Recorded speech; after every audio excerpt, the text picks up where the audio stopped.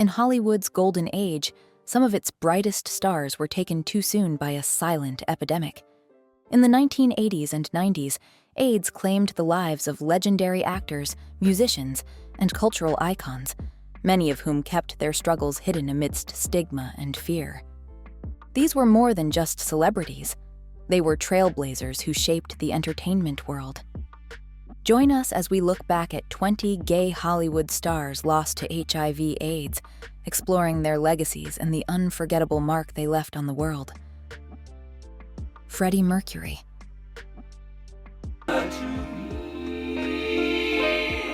Freddie Mercury was more than just a rock star.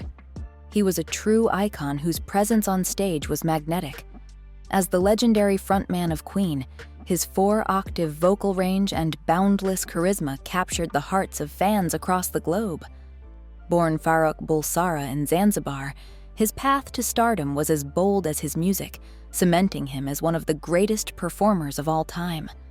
Mercury's personal life, often kept private, revealed deep relationships that defined him, especially his bond with Mary Austin, whom he called his soulmate, and Jim Hutton, who stood by him until his final days.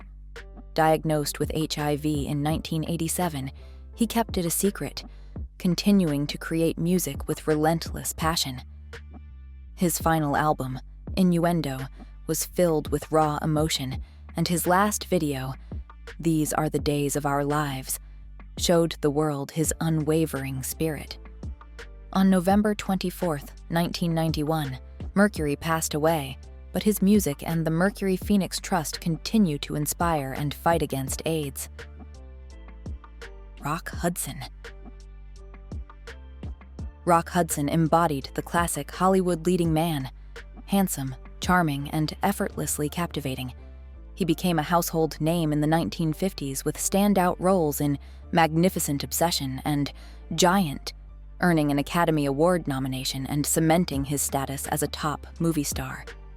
With his all-American appeal and towering presence, he captured hearts worldwide. However, Hudson's life behind the scenes was far more complex.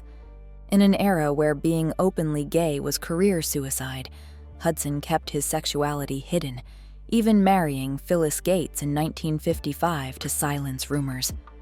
Despite this, his true self remained an open secret in Hollywood.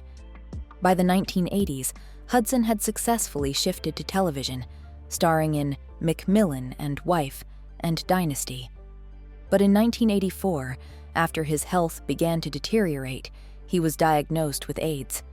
In 1985, he made history by publicly revealing his diagnosis, breaking taboos, and reshaping the conversation around AIDS. Hudson passed away in October 1985, but his courageous revelation changed the world's perception of the disease forever. Liberace.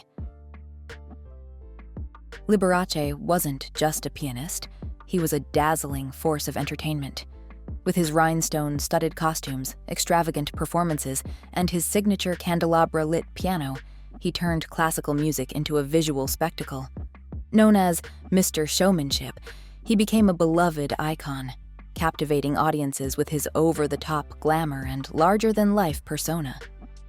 Despite his public flamboyance, Liberace staunchly denied being gay, even suing the Daily Mirror in 1956 for implying his sexuality, triumphing in court after testifying under oath. Yet behind the scenes, his personal life told a different story. He lived with his chauffeur and alleged lover, Scott Thorson, for years, until a bitter palimony lawsuit followed their breakup. In the early 1980s, as the AIDS crisis grew, Liberace's health deteriorated, though he insisted it was due to a watermelon diet. His final performance at Radio City Music Hall in 1986 marked the end of an era. Liberace passed away in February 1987 from complications related to AIDS, leaving behind a lasting legacy of magic and mystery. If you want to explore the journey with me, please leave number 1 and watch this video until the end. Interesting things are waiting for you in the video. Anthony Perkins. Anthony Perkins was more than just the chilling Norman Bates from Psycho. He was a deeply private, multifaceted man whose life often mirrored the troubled roles he portrayed. Born into Hollywood royalty as the son of actor Osgood Perkins, he quickly rose to fame, earning an Oscar nomination for Friendly Persuasion, and even scoring a Billboard hit with Moonlight Swim. However, Psycho in 1960 would redefine his career, making him an icon, but also forever tying him to the unsettling character of Bates. Off-screen, Perkins grappled with his sexuality during a time when being openly gay could ruin a career. He had a quiet relationship with actor Tab Hunter and, like many stars, kept up a public facade with staged double dates. In the 1970s, he married photographer Barry Berenson and had 2 sons, but friends believed he never fully embraced his identity. In the late 80s, Perkins was diagnosed with HIV, learning of it from a National Enquirer article. He passed away from AIDS-related pneumonia in 1992 at age 60, leaving behind a legacy of compelling performances and untold personal struggles. Robert Reed. Robert Reed was best known as Mike Brady, the warm, wise father on The Brady Bunch. But his real life was far more complex than the idealized sitcom family he portrayed. A talented stage actor, Reed's path to fame wasn't without its struggles. He eventually found stardom, but behind his wholesome on-screen persona, he faced internal conflicts. In 1954, he married Marilyn Rosenberger, with whom he had a daughter, but their marriage ended after 5 years. During their time together, Reed quietly confided in her about his sexuality, though he kept it hidden from the public due to the stigma in Hollywood at the time. On set, he was known for being a perfectionist, often clashing with producers over scripts. Despite these tensions, Reed was a mentor to his Brady Bunch castmates, often taking them on cultural outings. In 1991, Reed was diagnosed with colon cancer, but his HIV status was only revealed posthumously. He passed away in 1992, and his death sparked important conversations about the struggles LGBTQ+ actors faced in Hollywood. Rudolf Nureyev. Rudolf Nureyev wasn't just a dancer. He was a revolutionary force in the world of ballet. Born in 1938 on a Trans-Siberian train, his journey from poverty in the Soviet Union to global superstardom was nothing short of extraordinary. Nureyev's early talent led him to the prestigious Vaganova Academy in Leningrad, where he quickly distinguished himself. But it was his dramatic defection to the West in 1961, while on tour with the Kirov Ballet in Paris, that changed the course of his life and career. Amid the Cold War, his decision to seek asylum shocked the world. Once in the West, Nureyev's partnership with Dame Margot Fonteyn redefined ballet, with their performances in Romeo and Juliet and Swan Lake becoming legendary. A trailblazer, he challenged traditional gender roles and pushed for stronger, more dynamic roles for male dancers. As director of the Paris Opera Ballet in 1983, Nureyev continued to innovate, even as his health faltered. He passed away from AIDS-related complications in 1993 at just 54, leaving a lasting legacy that transformed the art of ballet forever. Howard Ashman. Howard Ashman was more than just a lyricist. He was a master storyteller whose words brought Disney's most cherished films to life. From a young age, his love for musical theater shone through, as he created and directed shows as a child. Before Disney, Ashman made his mark on Broadway, co-writing Little Shop of Horrors with composer Alan Menken, a collaboration that would later revolutionize animation. In 1986, Disney tapped Ashman and Menken for The Little Mermaid, a film that reinvigorated Disney's animation legacy. With unforgettable songs like Under the Sea and Part of Your World, Ashman brought a Broadway flair to animation, earning his first Academy Award. His next masterpiece, Beauty and the Beast, was created while he was battling AIDS. Even in declining health, he continued to pour his soul into his lyrics, adding layers of meaning like the societal fear reflected in the mob song. Ashman's final contribution was to Aladdin, leaving behind a legacy that changed both Disney and musical theater before his untimely death in 1991 at 40. Ed Koch. Ed Koch was the quintessential New Yorker, brash, outspoken, and always ready with his signature question, "How am I doing?" Serving as mayor from 1978 to 1989, Koch led the city through turbulent times, earning both ardent supporters and vocal critics. His rise to power was as colorful as the city itself. After serving in World War II and working as a lawyer, he entered politics as a U.S. congressman before winning the 1977 mayoral race. Taking office during a financial crisis, rising crime, and urban decay, he is credited with stabilizing New York's economy and spearheading a major revitalization.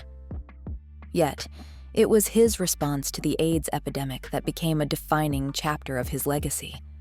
As the disease ravaged New York's gay community in the 1980s, Koch faced fierce criticism for his handling of the crisis.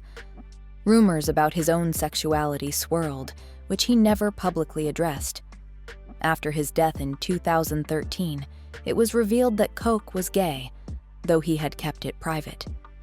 Despite the controversies, Koch made strides for LGBTQ+ rights, helping to outlaw discrimination in city employment and supporting anti-discrimination laws in Congress.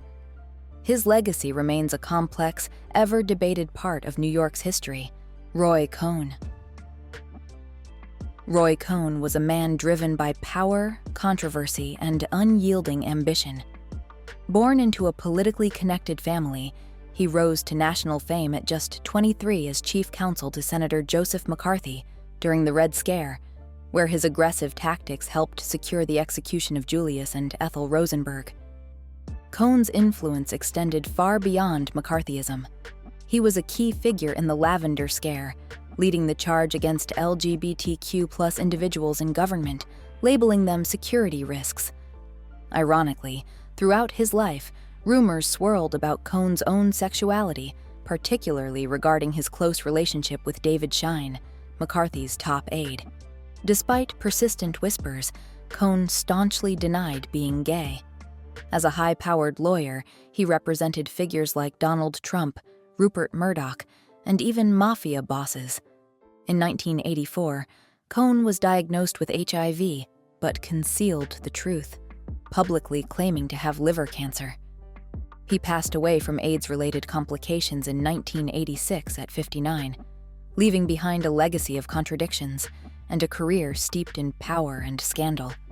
Because YouTube will prioritize interactive videos, please comment OK if you find this video interesting.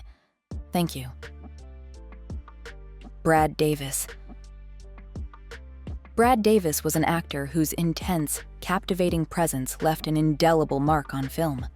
Raised in a turbulent household where his father's alcoholism and his parents' divorce shaped his early years, Davis found solace in acting. He moved to New York as a teenager to study at the American Academy of Dramatic Arts, where his passion for the craft grew. His breakout role came in 1978 with Midnight Express, where he gave a haunting performance as Billy Hayes, an American student imprisoned in Turkey, earning a Golden Globe and launching his career. Known for his bold and complex choices, Davis portrayed a sailor exploring his sexuality in Corel, a role that solidified his status as a gay icon. Despite his long marriage to Susan Bluestein and their daughter, Davis was privately battling AIDS, diagnosed in 1985. He kept his illness a secret until his tragic death in 1991 at 41, a choice made to spare his family from witnessing his decline. His wife later shared his story, revealing the toll of addiction, Hollywood pressures, and the devastating disease. Willie Smith. Willie Smith was not just a fashion designer. He was a revolutionary who reshaped the fashion landscape. Known for his ability to merge urban streetwear with high fashion, Smith launched Willie Wear in 1976, making stylish, high-quality clothing accessible to the masses. His approach to fashion was rooted in inclusivity. He famously said, "I don't design clothes for the queen, but for the people who wave at her as she goes by." By the mid-1980s, Williwear was raking in over $25 million annually, solidifying Smith's place as a major industry force. He collaborated with artists, dancers, and filmmakers, proving that fashion was more than just clothing, it was culture. His iconic design for Mary Jane Watson's wedding dress in Spider-Man cemented his place in pop culture. Tragically, as his career soared, Smith's health began to decline. After losing his business partner to AIDS-related cancer, Smith passed away from AIDS complications in 1987 at just 39. His legacy endures, influencing modern streetwear and embodying fashion's spirit of expression and inclusivity. Type 1 if you're with us till the finish. We're grateful to have you here. These stories remind us that behind fame and success often lie personal battles fought in silence. While AIDS claimed many brilliant lives too soon, their legacies continue to inspire change and acceptance in our society. If this video touched you, please like, share, and subscribe for more untold stories from history. What do you think about these influential figures? Let us know in the comments below.